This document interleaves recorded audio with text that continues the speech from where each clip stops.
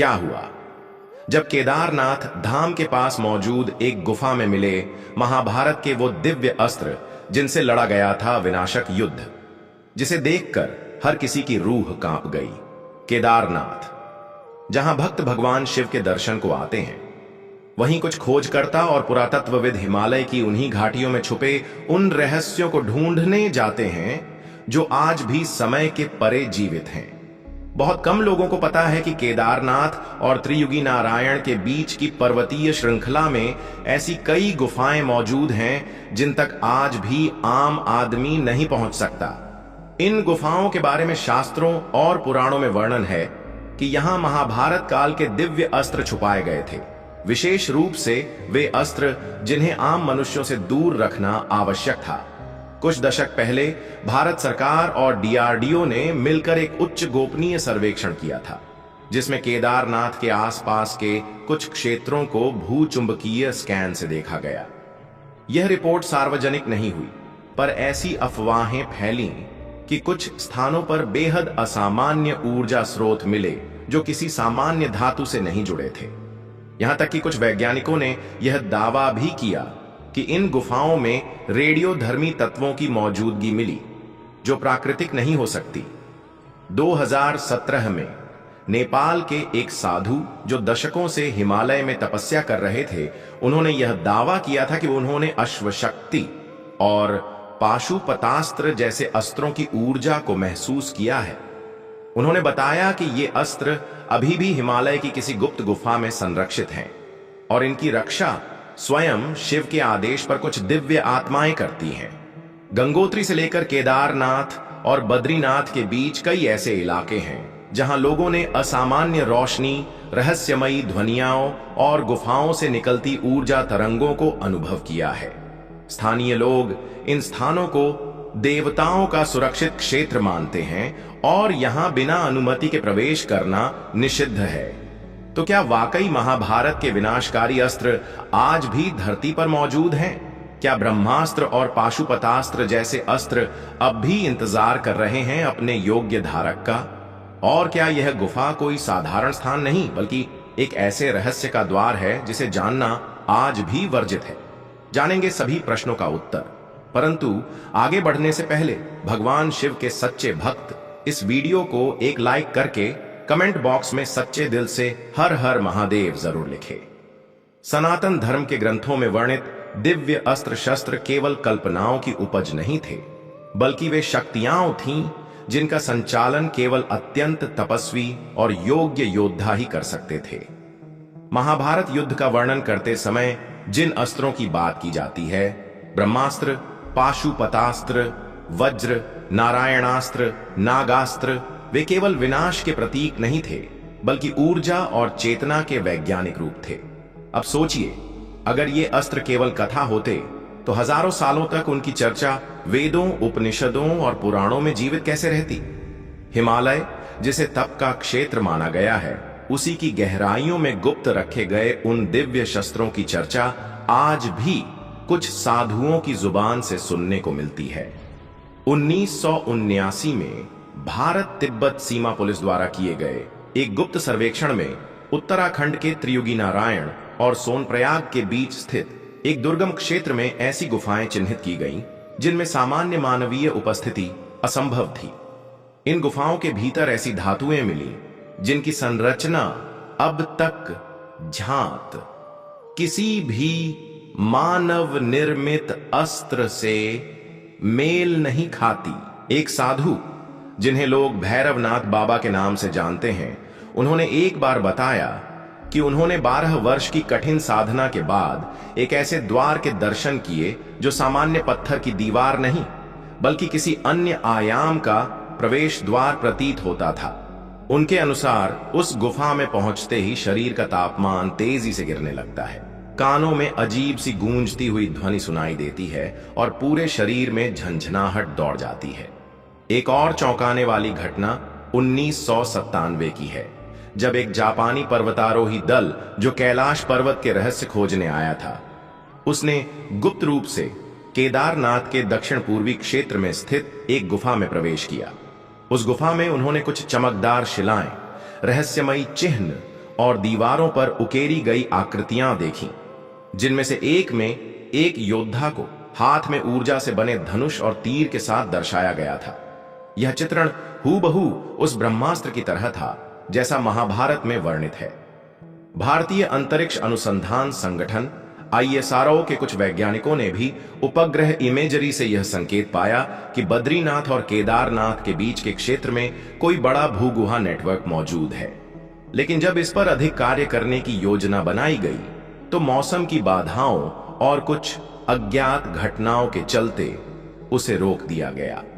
स्थानीय पंडितों और पुरोहितों का मानना है कि जब महाभारत का युद्ध समाप्त हुआ तब भगवान श्री कृष्ण और भगवान शिव की अनुमति से पांडवों ने उन सभी दिव्य अस्त्रों को हिमालय की गुफाओं में समाधिस्थ कर दिया था।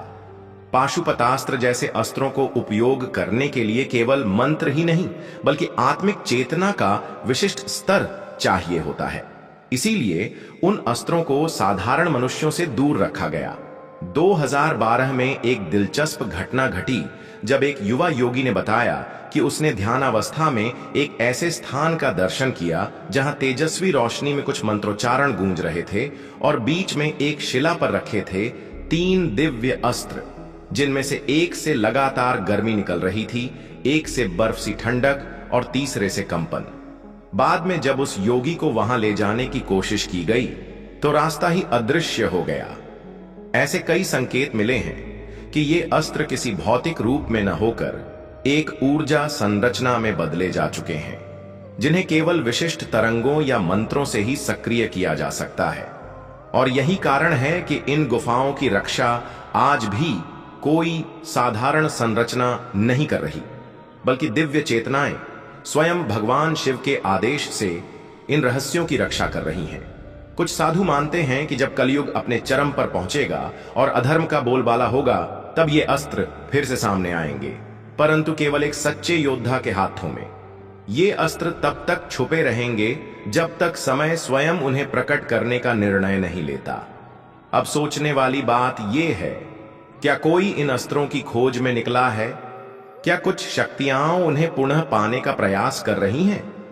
और क्या आज भी हिमालय की किसी गुफा में ब्रह्मास्त्र, पाशुपतास्त्र जैसे दिव्य शस्त्र शांत अवस्था में हैं? या उनका कंपन आज भी हमारे वातावरण को प्रभावित कर रहा है? इस रहस्य का उत्तर किसी एक के पास नहीं, परंतु संकेत चारों ओर बिखरे हैं।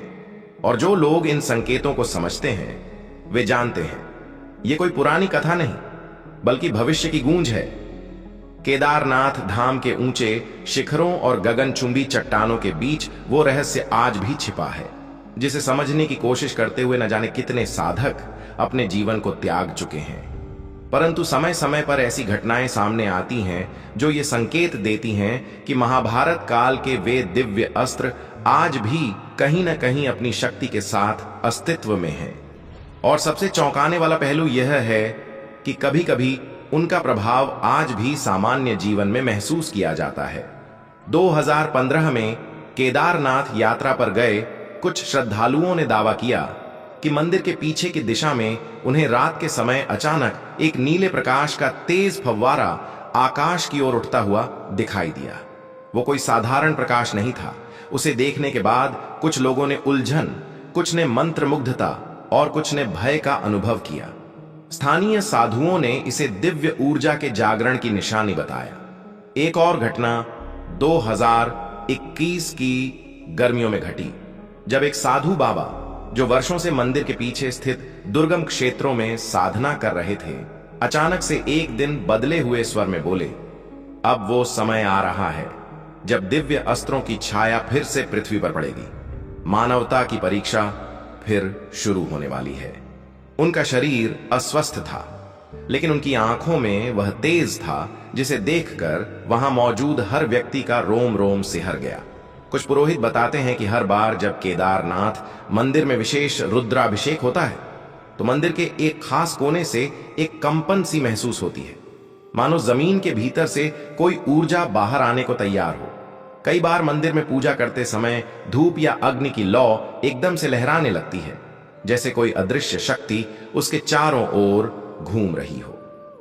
2018 में एक युवा साधक जो पहले एक वैज्ञानिक था और अब पूरी तरह तपस्या में लीन है, उसने कहा कि ब्रह्मास्त्र जैसे अस्त्र ऊर्जा के बीज होते हैं, जिन्हें जागृत करने के लिए केवल मंत्र ही नहीं बल्कि आत्मा का विशुद्ध होना भी अनिवार्य है।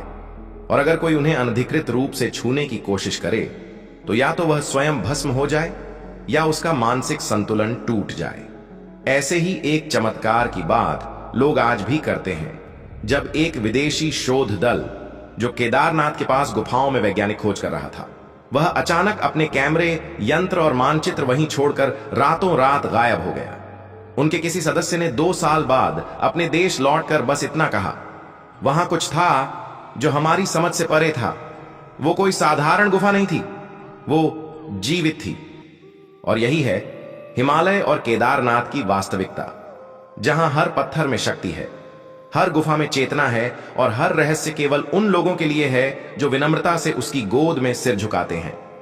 महाभारत के दिव्य अस्त्र अब भी शायद वही हैं, हिमशिलाओं में समाये हुए, ब्रह्मांड की गति के साथ एकाकार होकर प्रतीक्षा में उस दिन के लिए जब फिर से धर्म की रक्षा के लिए उन्हें पुकारा जाएगा। अगर आपको हमारी ये कथा रोचक लगी हो तो वीडियो को लाइक करें, चैनल को सब्सक्राइब करना न भूलें और कमेंट में जरूर बताएं कि क्या आप मानते हैं कि ब्रह्मास्त्र जैसे अस्त्र आज भी हमारे बीच किसी रहस्यमयी गुफा में मौजूद हैं। अगले रहस्य तक नमः शिवाय।